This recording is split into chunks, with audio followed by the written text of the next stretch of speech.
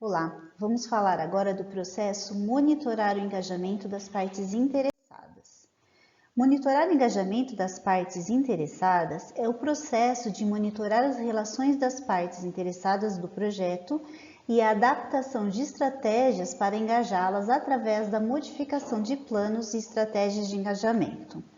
Seu principal benefício é que ela mantém ou incrementa a eficiência e eficácia das atividades de engajamento das partes interessadas à medida que o projeto se desenvolve e seu ambiente muda. Esse processo deve ser realizado ao longo do projeto.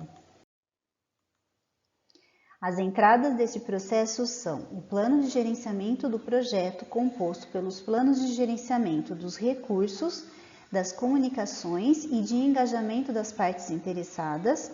os documentos do projeto composto pelos registros das questões, lições aprendidas, riscos, partes interessadas e pelas comunicações do projeto,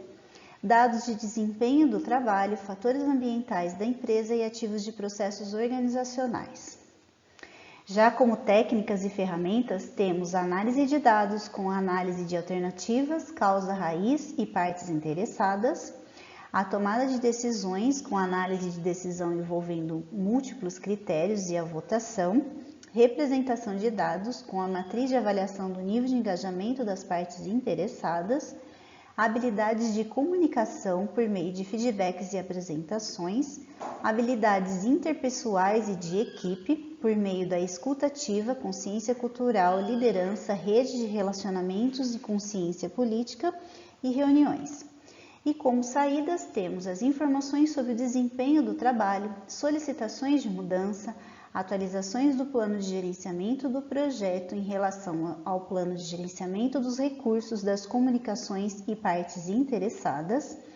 as atualizações de documentos do projeto em relação aos registros das questões, lições aprendidas, riscos e partes interessadas.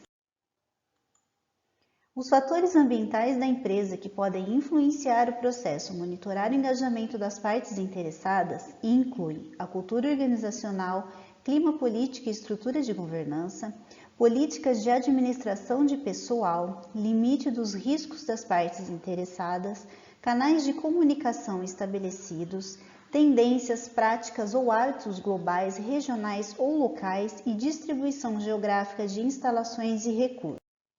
Os ativos de processos organizacionais que podem influenciar o processo de monitorar o engajamento das partes interessadas incluem políticas e procedimentos corporativos para mídias sociais, ética e proteção, políticas e procedimentos corporativos para questões, riscos, mudanças e gerenciamento de dados, requisitos de comunicação da organização, diretrizes padrão para desenvolvimento, troca, armazenamento e recuperação de informações e informações históricas de projetos anteriores.